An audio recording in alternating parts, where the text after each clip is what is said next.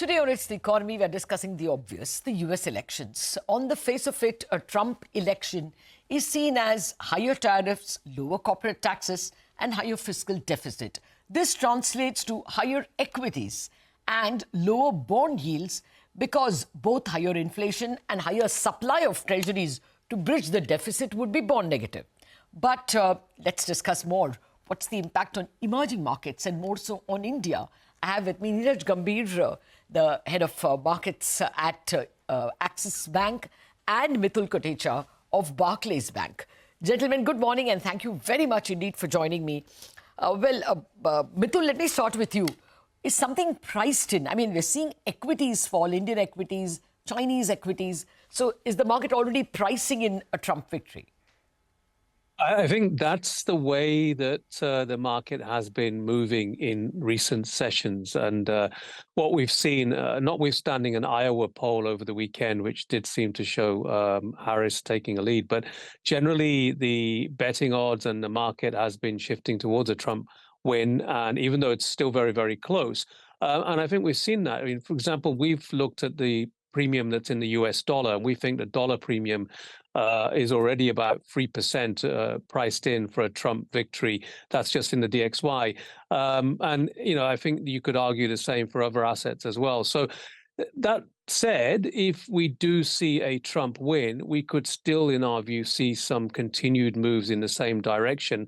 But some of that is priced in already. And of course, if Harris wins, you would see a reversal of some of that premium that's been built in on expectations of a Trump win. So, for example, you could see a weaker dollar and lower rates to some extent as well, as U.S. rate markets have been selling off under the expectation that we would see much wider fiscal deficits under a Trump or a red sweep outcome coming through in the elections. Oh, yes. I mean, 4.38 on the 10-year after dismal jobs data clearly indicates that they're not pricing in a weak economy or rate cut, but rather a Trump victory and perhaps higher tariffs and higher inflation. Neeraj Gambhir, thank you very much for joining. What would it be from an Indian point of view? I'm not asking you an EM point of view because a China reaction and a South ASEAN reaction would be very different from India, which has a much less cantankerous relationship with the US on trade matters. So what would be the outcome for India if it's a Trump victory?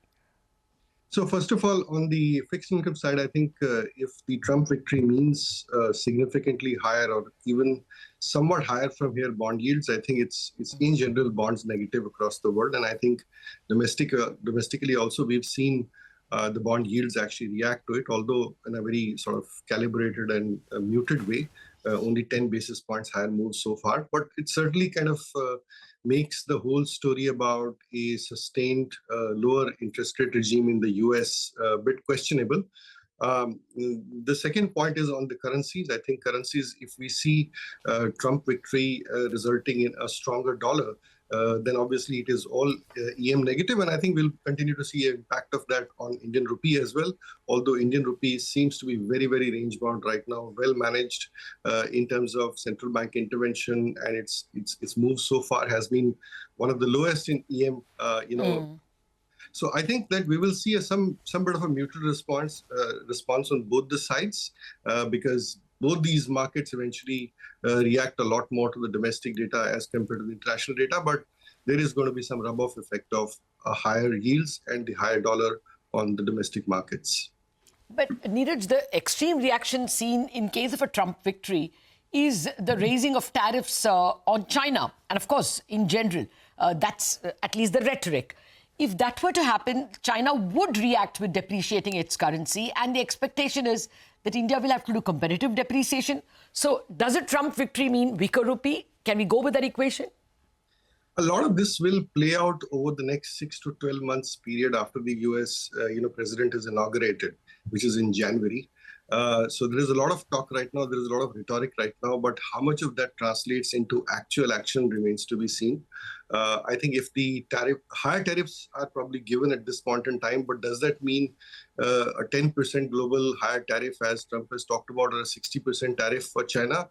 I'm not sure how much of this is negotiation tactic or how much of this is actually going to be implemented. In general, if you see higher tariffs from US, it also basically means higher inflationary environment in US, right? So that is, again, in some senses, the question is whether Trump wants to see a stronger dollar or a weaker dollar. So there is a lot of these variables which are at play at this point in time for us to take a very strong directional call. I think we need to see how this entire story plays out and how the entire tariff, impact plays out over a period of time. But yes, if they follow through with higher tariffs across the board, and we see continued strength in the dollar, then obviously it is weakness for emerging market currencies. Again, I'm saying that Indian rupee is very well managed. It is basically very strong central bank hand at this point in time. So I'm not sure if we will see the same level of weakness in rupee as we would probably see in some of the other emerging market currencies. Yeah, I guess the more less affected both in terms of economy and currency.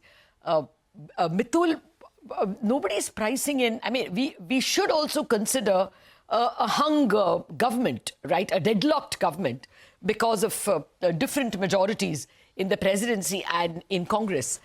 If that were to happen, if that were the outcome on Wednesday morning or by Wednesday evening, what should we be prepared for in terms of currency and rate reaction?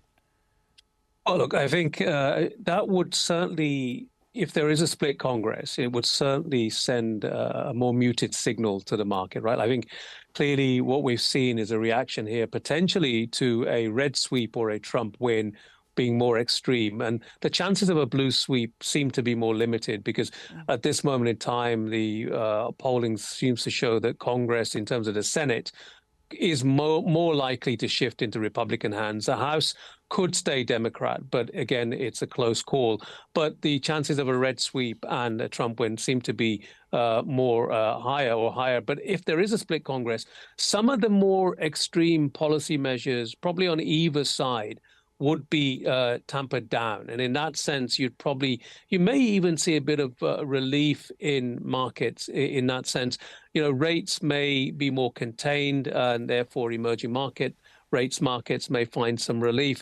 The dollar may also lose a bit of steam in a split Congress, and you may see some relief there as well for EM assets.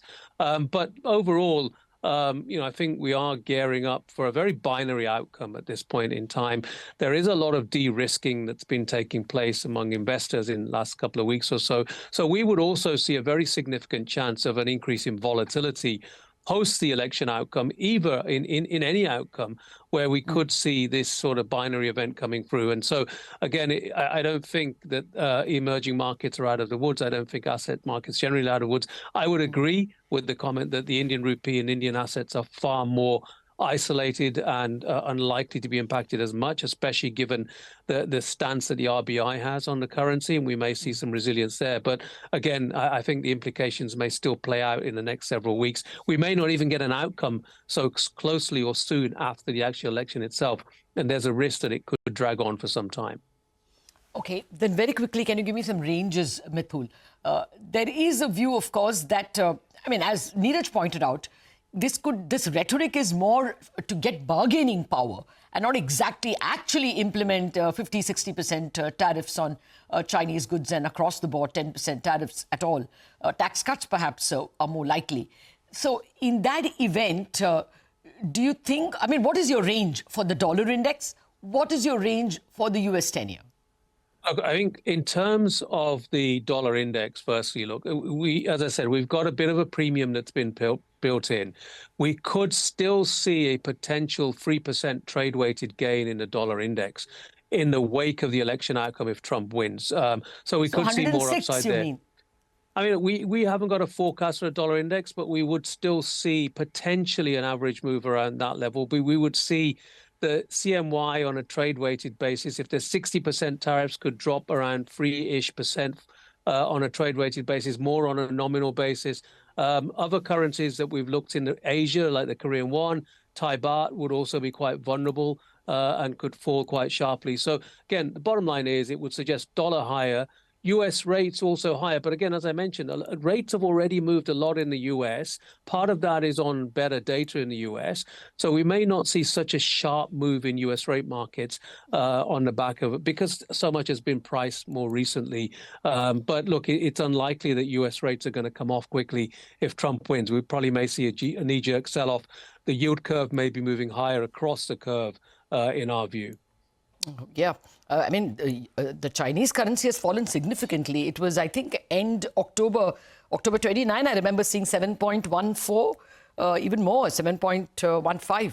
And now it is 7.08. So clearly we are seeing a lot of reaction over there as well. Neeraj, what would be the ranges you will work with for the rupee and Indian bonds?